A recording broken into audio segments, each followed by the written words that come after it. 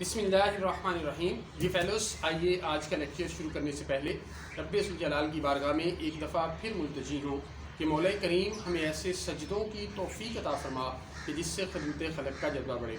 ये फेलोस, आज जो हम टॉपिक टेकअप करने जा रहे हैं वो है effect of probation in criminal cases.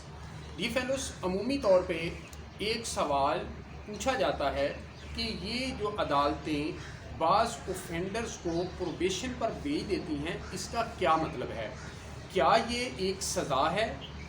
क्या इसके भेजने से ऑफेंडर उसी तरह डिस्क्वालीफाई हो जाएगा जिस तरह के उसको किसी केस में पनिशमेंट हो जाए? डी फेलोस, बेसिकली आज का जो हमारा मौजू है ये है, लेकिन हम कुछ अलाइड चीज़ें कॉन्सेप्ट ऑफ प्रोबेशन के हवाले से भी डिस्कस करेंगे और इसको समझने के लिए हम provisions of the probation offenders ordinance 1960 की तरफ रिजॉर्ट करेंगे और इसके साथ साथ एक latest judgment honourable Lahore high court Lahore जो अप्रूव्ड हुई है रिपोर्टिंग के लिए, अभी रिपोर्ट नहीं हुई, criminal miscellaneous number 411/B/2022 Abad alias Chinni versus the state, और ये इशू हुई है 8/4/22 को। इसके साथ हम दो और जजमेंट्स देखेंगे, ऑनरेबल सुप्रीम कोर्ट की एक जजमेंट और एक जजमेंट जो है वो ऑनरेबल हाई कोर्ट की।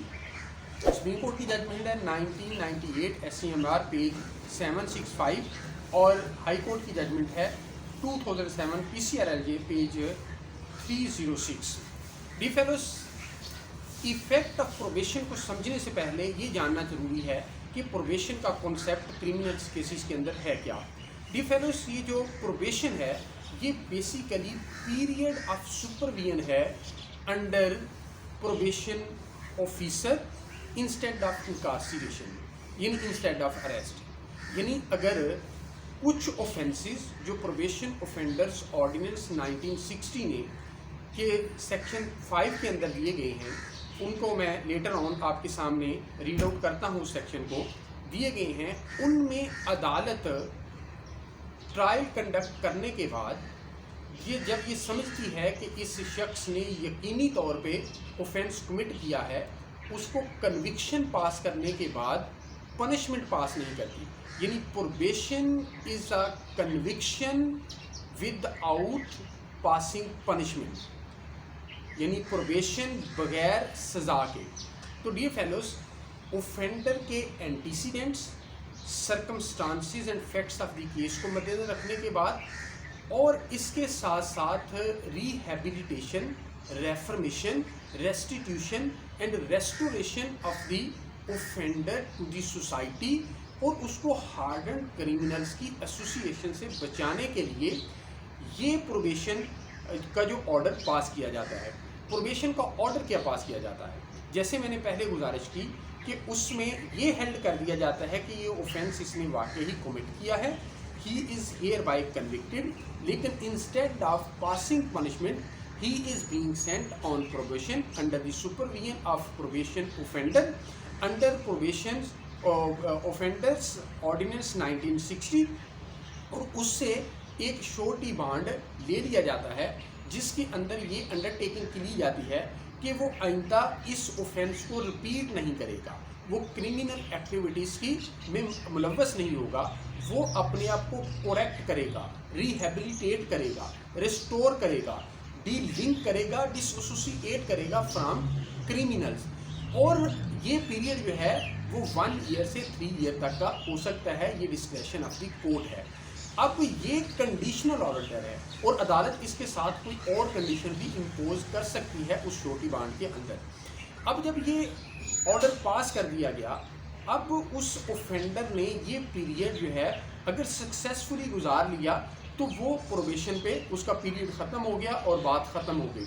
लेकिन अगर वो किसी टर्म एंड कंडीशन को ब्रीच करता है जो उसने अंडरटेक की है, तो फिर उसको वो सज़ा जो है वो हो सकती है।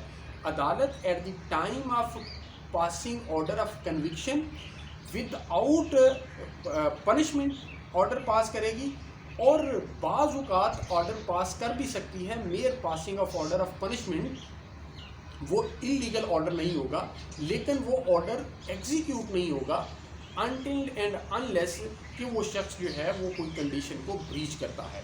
डी फेलोस, अब कौन से ऑफेंसेस में ये दी जा सकती है? सेक्शन 5 हमें बताता है कि any male person convicted of an offence not being an offence under chapter 6 और chapter 7 of Pakistan Penal Code इनके अंदर नहीं हो सकती, और अंडर सेक्शन 216A इसके अंदर नहीं हो सकती, 328 के अंदर नहीं हो सकती, 382 के अंदर नहीं हो सकती, 386 के अंदर नहीं हो सकती, 387, 88, 99, 92, 93, 97, 98, 99, 401, 402, 455 और 458 के अंडर नहीं प्रोबेशन पे भेजा जा सकता। और an offence punishment with death और इम्प्रिजनमेंट फॉर लाइफ, ये जो ऑफेंसेस बताए इनके अंदर नहीं भेजा जा सकता, या जो offence punishment with life imprisonment है उसमें नहीं भेजा जा सकता। इसके अलावा हर ऑफेंस में भेजा जा सकता है, लेकिन it is to be determined by the court keeping in view the circumstances of the case, antecedents of the offender and rehabilitation restoration of the offender. और लेकिन फीमेल के लिए थोड़ा क्राइटेरियन लीनियंट है। Any female person convicted of any offence under then an offence punishable with death, लेकिन female जो है वो लाइफ इम्प्रिजनमेंट के केसेस में भी उसे प्रोबेशन पे भेजा जा सकता है। इफ एनो जब ऑर्डर पास करेगी अदालत तो उसको रीज़न आउट करेगी कि why this offender is being sent on probation instead of passing punishment. Dear fellows, अब हमारा the main thrust, main query which is repeatedly recurrently being put by the subscribers and viewers of the channel, वो ये है कि इसका effect क्या होगा। D fellows, इसका जो सेक्शन 11, 1 और 2 है वो एक्सक्लूसिवली इफ़ेक्ट ऑफ प्रोबेशन के साथ डील करता है।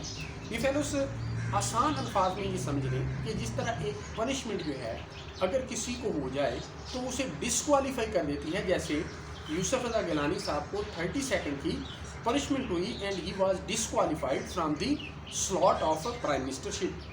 इसी तरह जब आप गवर्नमेंट एम्प्लॉई हैं और आपको किसी केस के अंदर कन्विक्शन हो जाती है तो आप instantly stands disqualified from that employment, या फर्दर जो आप किसी जॉब के लिए जा रहे हैं तो उसमें अप्लाई करने के हवाले से भी आप डिस्क्वालीफाई होते हैं। लेकिन ये सेक्शन 11 ये बताता है कि ये जो ऑर्डर पास किया जाता है प्रोबेशन का अंडर प्रोबेशन ऑफेंडर्स ऑर्डिनेंस 1960, ये सिर्फ इस कन्विक्शन का इफ़ेक्ट सिर्फ इस पर्पज़ के लिए है कि उसे प्रोबेशन पे भेजा जा रहा है, ये किसी और पर्पज़ के लिए इस्तेमाल नहीं हो सकती। मीनिंग देयर बाय कि ये डिस्क्वालीफाई नहीं करेगी जिस तरह के पनिशमेंट डिस्क्वालीफाई करती है। अगर इसको फर्दर वन लाइनर फ्रेज करें तो हम यूँ कह सकते हैं कि जो इफ़ेक्ट ऑफ पनिशमेंट होगा वो इफ़ेक्ट ऑफ प्रोबेशन नहीं होगा। हाँ, जो डिपार्टमेंट है वो अपना डिसिप्लिनरी एक्शन ले सकता है, लेकिन ये जो इफ़ेक्ट है वो उस पर नहीं होगा।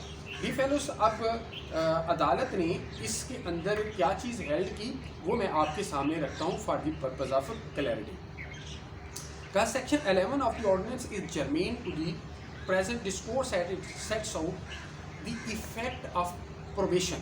Section 11(1) enjoins that the conviction of an offence regarding which the offender has been placed on probation shall not be reckoned as conviction for any purpose other than the proceedings in which the order is made, and of any subsequent proceedings which may be taken against the offender under the ordinance. Section 11(2) stipulates that such conviction shall in any event be disregarded for the purposes of any law which imposes any disqualification or disability upon convicted person। यही बात 1998 SCMR page 765 के अंदर honourable supreme court ने held की। उसका भी relevant portion मैं आपके सामने रीड आउट कर देता हूँ। On considering the principle of law discussed above, we feel inclined to hold that by virtue of section 11(2) probation of offender ordinance 1960, the offender gets an opportunity of rehabilitation in the society without stigma of conviction, provided the offence is not repeated and terms of bond furnished by him for good conduct and peace are honoured till the stipulated period. यही बात को honourable high court ने 2007 PCRI के page 306 के अंदर लिखा। D fellows, ये था effect of probation in criminal cases. बहुत शुक्रिया।